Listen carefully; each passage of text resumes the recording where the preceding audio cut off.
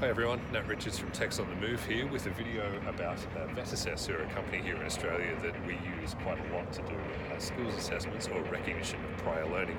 This is something that comes up quite a lot in online research about how you get to Australia and what's required, so I'd like to clear up a couple of the details about this. So VetAssess are our assessor of choice. They're Australian based, they're actually down in Melbourne here in Australia. The reason why you might have to do a skills assessment through a company like VetAssess is that you either need to prove that you actually do have the sorts of skills and qualifications that would come with a British NVQ or IMI, or if you've gained a qualification like that elsewhere in the world, which is very possible, or if you're looking to prove that you do have those sorts of skills up to that same standard, which is recognised here in Australia. If you are going to attempt an offshore permanent residency application, regardless of where you're from or where in the world you're based, you will be required to do a skills assessment process here inevitably at some point, regardless of what sort of qualification you have or how decorated your career has been after the fact. So a little about the actual process itself. Stage one is an evidence review. It's about as interesting as it sounds. Basically, we're just collecting a whole heap of paperwork to prove to VetAssess that you are who you say you are, you've done what you say you've done.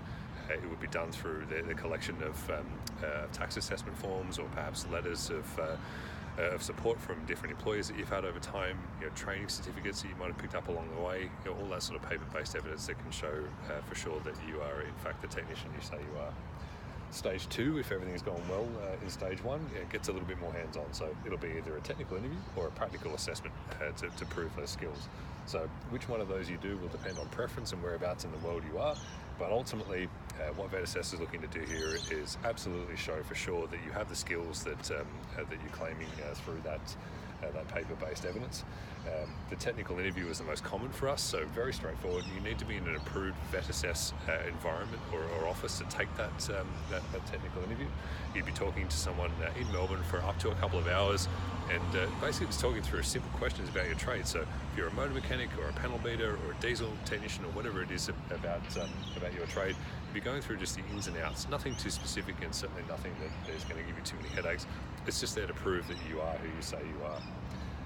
Important to note though that stage two is something that cannot unfortunately be done in the Middle East. So if you are watching this in the Middle East and you'll need to go through a skills assessment process to get to Australia one way or another, unfortunately to complete stage two you will have to travel outside of the Middle East, potentially to places like India, the Philippines, or even Australia to complete stage two. A couple of last things. You must have worked within your trade within the last 3 years before this assessment to take it, so they will not allow you to show evidence that is that's going all the way back to prove that you've been up to date with your trade. You must have worked within that trade within the last 3 years.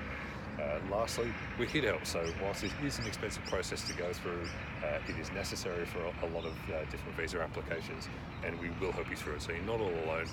You'll have people from the Techs on the Move office guiding you through those different steps that are required every step of the way. Hope that helps. By all means, reach out if you've got any questions.